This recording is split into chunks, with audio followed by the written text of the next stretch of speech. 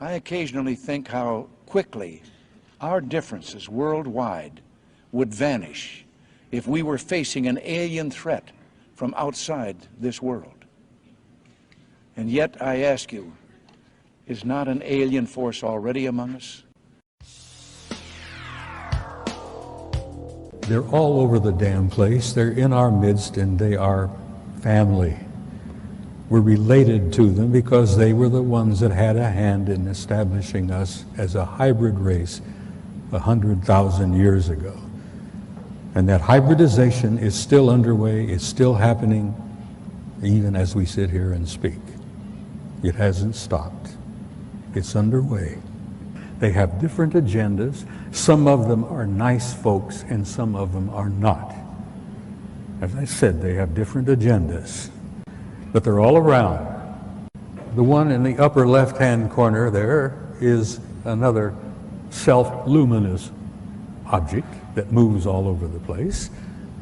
That object is over 2,000 miles long. It is an artificially constructed object, over 2,000 miles long. It's about 500 miles in diameter. Can you imagine a technology and a society that can build an object 2,000 miles long for 500 miles in diameter? Oh, this is an object that flew up and knocked the Soviet satellite out of orbit some years ago.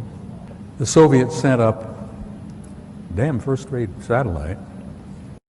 No one believed me, even from those few people that I was able to share this experience with, that this is true. But luckily, with the development of the ufology and many great people out there that are doing the research and providing the video evidence.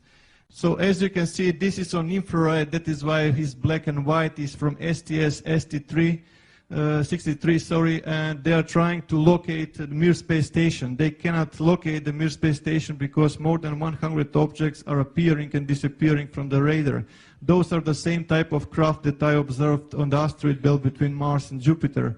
And those are those balls of light that I was observing in those times, as you can see clearly, creating intelligent formation. And they wanted to take pictures of one of the moons. They wanted to take pictures of Phobos, one of the two moons of Mars. And while they were taking pictures, this object comes up from the surface of Mars, bumps the Soviet Phobos satellite, knocks it out of orbit, and it crashes. Next picture, please. What you see there is a picture of Phobos, the moon, and I mean artificial moon of Mars, and below it you see an object that the Soviets said measured roughly 15 kilometers in length. An artificial object near Phobos, the moon, 15 kilometers in length. Next picture, please. That's the moon, 12 miles in diameter. The Soviets planned to land on it. Well, someone else said, no, you're not going to do that. But that is a picture of Phobos, which they've all concluded is an artificial satellite. This photograph was taken by your own NASA Apollo 13 guys on their trip to the moon. It didn't work out too well.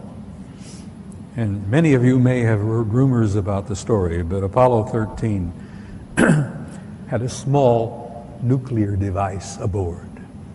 And they had been told by the guys that ran NASA that they were going to land on the surface, going to place this small nuclear device.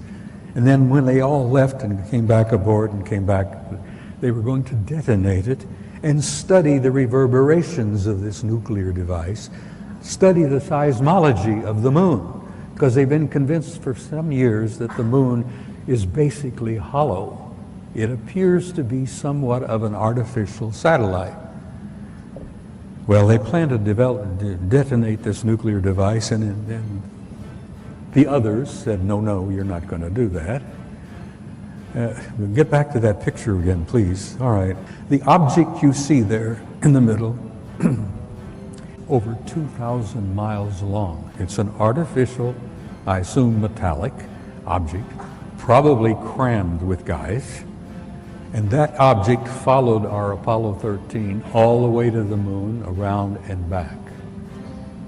Now, whether they were trying to make sure the Apollo 13 guys got home safely or what, whether they were the ones responsible for Apollo 13's little accident, which kept them from landing on the moon and placing that nuclear device, who knows? We may find out someday.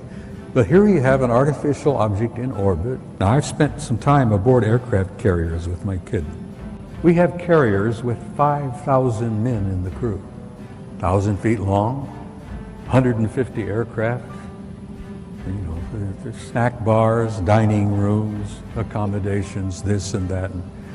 Can you imagine the accommodations on an object over 2,000 miles long? Next slide. It's the second photograph. Same objects, but a second photo in the sequence.